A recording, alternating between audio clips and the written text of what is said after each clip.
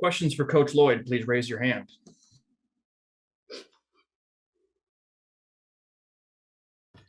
We'll start with Troy Hutchison.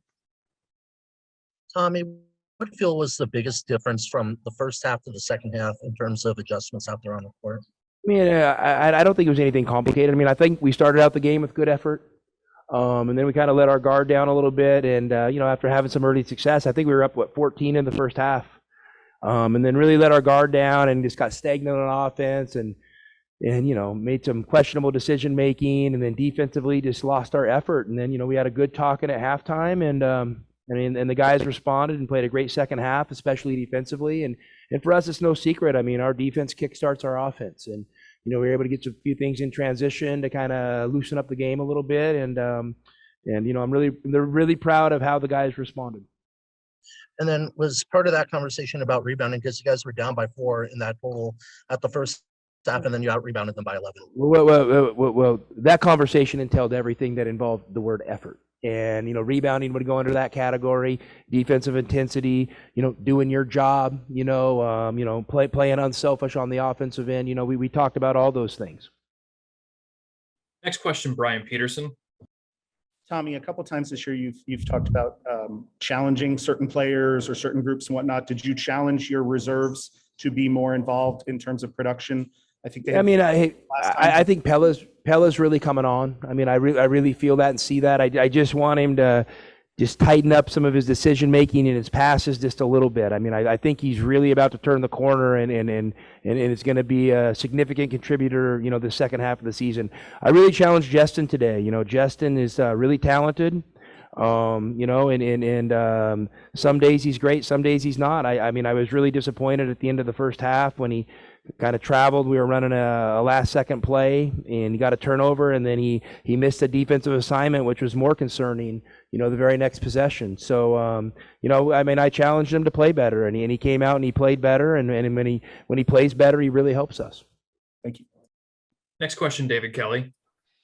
That's 2 games in a row. You guys have gotten that early lead, but then kind of fallen off there kind of midway through that first half. Can you pinpoint maybe why that's happening? I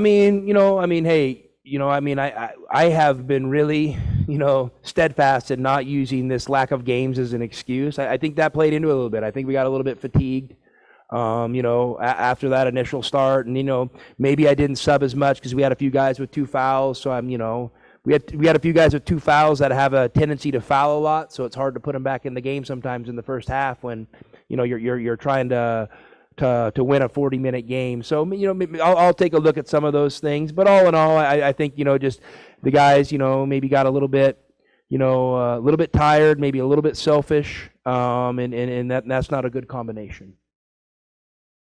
Next question, back to Troy Hutchison. In the past, Kerr's had great shooting games, but only 2 points tonight, but he had 10 assists out there. Can you talk about his development as a point guard on the court? I think Kerr's, he's played point guard his whole life. And, it may not be a point guard that some people are comfortable with, but I am. And, he really did a good job, getting the ball moving today and, finding guys, for cuts and shots. So I'm really, really excited with him. And hey, he made some really aggressive plays and probably some decisions I wish we could take back a little bit, but he and I will talk about that. And, I want him being aggressive. I want to make him plays for us, and, to have 10 assists and 4 turnovers it's not a terrible ratio, but I also think he's capable of tightening that up a little bit too. Next question, Greg Hansen. What do you think about UCLA getting beat at Pauley tonight?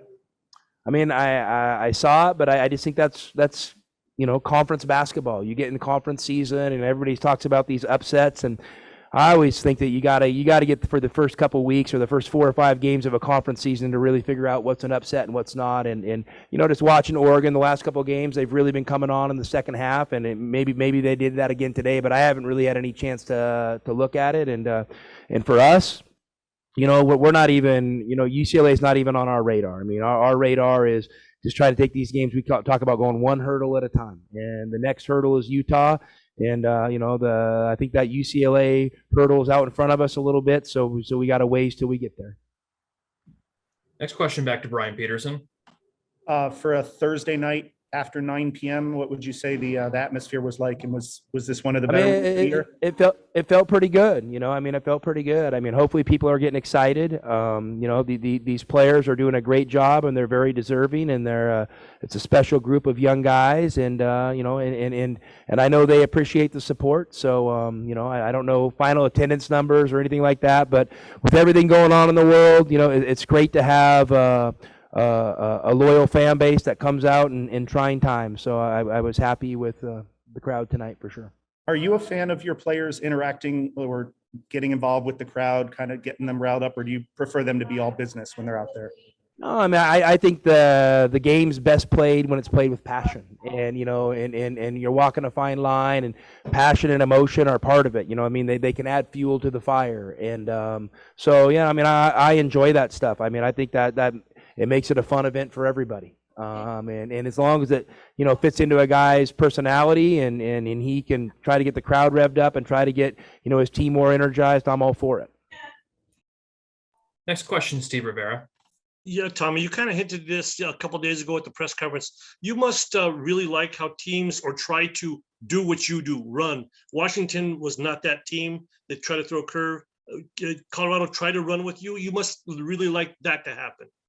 Yeah, I mean, I thought Colorado did a good job kind of slowing the game down in the first half, and you know, it's bogged us down offensively a little bit. We had some, you know, longer, you know, deeper possessions than maybe we're used to, and you know, and then offensively, you know, they were spreading it and getting multiple drives, you know, and then, but at the end of the day, I mean, you know, running's about effort.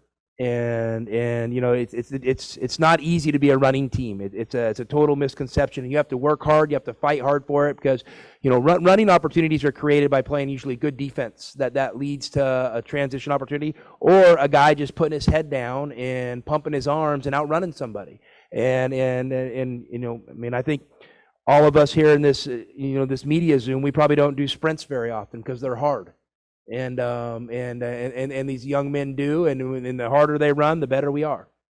And maybe just lastly, and Justin, even though you talked about him, he's an older dude. He's been around a while, probably coachable, and that probably helps you get on him. I mean, Justin's a great guy. I mean, I love him as a person. I mean, you know, I can't wait till, you know, we have a really successful year, and then after his career, he and I are going to be friends for life, and good friends. I mean, he and I will be guys that hang out. I really enjoy him.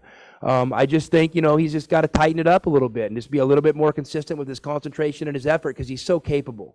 He's so capable, and you know, sometimes he has mental lapses, and you know, I'm on him about it. And for us to be as good as we need to be, he needs to get better there. Thanks. For our final question, we'll go to Bruce Pascoe. Hey, Tommy, I'm sorry. I couldn't hear the very beginning of what you said, and I didn't know if you addressed this already, but I was just curious if you felt just the, you know, the kind of layoff you went through played a role in some of the way Colorado was able to get back to it, just the rhythm kind of thing. And also, you know, do you feel like with a game Saturday and more to come, you know, kind of looking forward to that? Yeah, I mean, I definitely felt, you know, our decision making in game situations wasn't, you know, what it could have been, you know, at a lot of moments in the game, especially early. And you know, you may be able to count that to a layoff. And you know, I mean, these games and the possessions in games are great teachers, you know, and a lot of times they're better teachers than what we do in practice. I mean, you can harp and say something in practice, but you know, sometimes, you know, it's maybe a little tougher for it to sink in. But you get game, you get footage, you get film, and you can show guys and sit down and really learn from it. And this team's been really good all year at learning from film. And so we're going to continue to do that. And, you know, I just told the guys, hey, these seasons are long.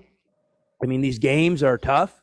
They're up and down. And I was really proud of the way they responded in the second half. And anytime you win a conference game by this margin, I mean, you're going to take it. So we're happy with the result, and we're looking forward. You know, a Utah team that may be a little bit down, but they're rested. They didn't have a game this week, so they're sitting there watching this game right now, and I'm sure they've been preparing for Arizona all week. And you know, and we get to start our preparation tonight and then tomorrow. And so we're expecting a well prepared, well coached, tough team Saturday. Thanks. That's all we have for tonight. Thank you, everybody. Thank you, Coach. Have a good one, guys.